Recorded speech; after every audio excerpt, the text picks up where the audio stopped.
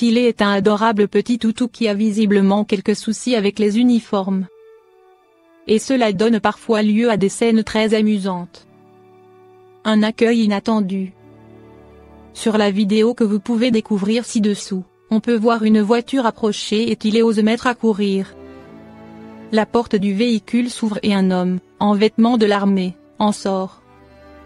Visiblement ravi de revoir son chien, il tente de le cajoler un peu, mais le toutou se recule d'un seul coup, comme effrayé. Il pousse même un cri, visiblement pour souligner qu'il n'apprécie pas l'uniforme. Mais à la seconde où Tillet réalise finalement que sous cet uniforme se trouve en fait son humain, il change totalement de comportement et se jette dans ses bras pour le couvrir de léchouilles et de câlins. De belles retrouvailles. Halte aux chiens hypertypes, il faut sauver le bulldog français. Les hypertypes, ce sont ces animaux de race dont les caractères morphologiques ont été exagérés pour plaire au grand public. Aujourd'hui, l'ordre des vétérinaires tire la sonnette d'alarme sur ce phénomène grandissant. Le bulldog français compte parmi les races préférées des Français, pourtant, nous alerte l'ordre des vétérinaires, il est en danger. L'organisation lance une campagne pour lutter contre les chiens hypertypes. Cela concerne essentiellement les brachycéphales, bulldog français, bulldog anglais, boston terrier, carlin, shih tzu, ou les chiens à excès de peau, charpais, mastifs. Face écrasée ou plis excessifs entraînent une mauvaise qualité de vie, voire de graves problèmes de santé. En 100 ans, le crâne du bulldog français a été raccourci de 25% par la sélection génétique. Au point de transformer ce petit chien joueur en insuffisant respiratoire chronique. Comment en est-on arrivé là? Comment redonner une bonne qualité de vie à toutes ces races que nous adorons? Intitulé Souffrir pour plaire, non merci. La campagne de l'ordre des vétérinaires contre les hypertypes se veut un électrochoc pour éveiller les consciences. Chien hypertype, quand la mode fait mal. C'est l'histoire de Pixie. Pixie est une adorable bulldog français blanche et noire d'1 an. Sa bouille de bébé, sa gentillesse, son corps ramassé et ses mignons reniflements font la joie de ses maîtres, mais Pixie ne peut pas courir, elle s'essouffle tout de suite. Ses maîtres ne le savent pas encore, mais Pixie va devoir subir une intervention risquée et coûteuse pour respirer correctement. Pixie ronfle énormément, son sommeil, et celui de sa maîtresse, est de mauvaise qualité. Pixie se gratte beaucoup, les plis sur son nez et autour de ses oreilles et de sa queue sont sans arrêt rouges. Pixie a une espérance de vie de 10 ans, bien en dessous d'autres races du même gabarit. Pixie ne veut pas de chiot, mais, si elle en attendait, il est probable qu'elle devrait subir une césarienne. Pixie est un bulldog hypertype. Cela pourrait aussi être l'histoire de Django le bulldog anglais, ou de Pépita la carlin.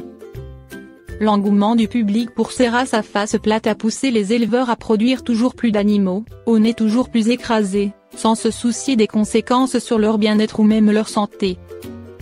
Le recours à la consanguinité est monnaie courante et permet de changer la morphologie d'une race en quelques générations, tout en l'affaiblissant. Du côté des maîtres, il semblerait que ces derniers sous-estiment la piètre qualité de vie des chiens hypertypes. Pourtant, respirer avec des narines si serrées revient à essayer de respirer avec une paille. Chez les brachycéphales, l'hypertype ou exagération des caractéristiques de la race, face plate, corps raccourci, entraîne différents problèmes de santé. Insuffisance respiratoire chronique. Intolérance à la chaleur. Risque anesthésique majoré. Vomissement. Douleur dorsale voire paralysie. Pyodermite des plis de peau, au niveau du nez ou de la queue. Les problèmes respiratoires et digestifs sont connus sous le nom de syndrome brachycéphale. 50% des chiens à museau court ne respirent pas correctement. Dès lors, impossible de jouer ou de courir, ou de supporter de fortes chaleurs. Le traitement du syndrome brachycéphale implique bien souvent des opérations chirurgicales onéreuses, élargissement des narines et résection du voile du palais. D'autres races comme le charpais sont aussi impactées par le phénomène. Certains chiots charpais doivent être opérés des paupières dans leurs premiers mois de vie. En effet, les plis excessifs de peau viennent frotter sur l'œil, entraînant des risques de cécité. Et les hypertypes ne s'arrêtent pas aux chiens, les chats, les persans par exemple, et même les lapins nains sont touchés par ces phénomènes de mode. Sauvons le bulldog français. Pour Pixie, il est malheureusement trop tard. Chirurgiens et dermatologues vont devenir ses meilleurs amis.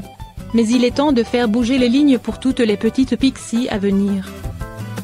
L'Ordre des vétérinaires lance une campagne pour alerter l'opinion publique et sensibiliser les éleveurs et juges de concours canins au problème des hypertypes.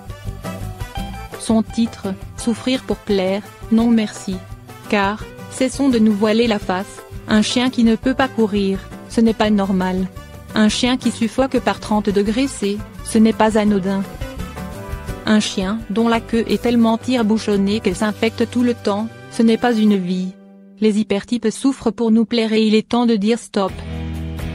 L'Académie vétérinaire, quant à elle, ne mâche pas ses mots puisqu'elle assimile l'hypertype à de la maltraitance programmée. Pourquoi les vétérinaires montent-ils au créneau? Parce qu'ils sont en première ligne pour constater les dégâts de l'hypertype, le désarroi voire le désespoir des maîtres face aux soins contraignants ou coûteux, à leur peur de perdre leurs compagnons à la moindre canicule. Au point que certains vétérinaires se demandent si les races brachycéphales ont un avenir. En Grande-Bretagne, la British Veterinary Association a fait campagne contre les hypertypes insuffisants respiratoires. Les naissances de bulldogs anglais ont ainsi baissé de 7%. Il ne s'agit bien sûr pas de faire disparaître ces races mais d'avoir des élevages de meilleure qualité. N'oublions pas que le bulldog anglais sont d'anciens chiens de combat et qu'ils n'avaient pas peur d'affronter des taureaux. Le pourrait-il de nos jours? Entre autres mesures, l'Ordre des vétérinaires préconise de faire passer des examens aux animaux reproducteurs. Des tests d'effort pourraient être mis en place pour les brachycéphales. Cela permettrait d'écarter de la reproduction les animaux trop typés.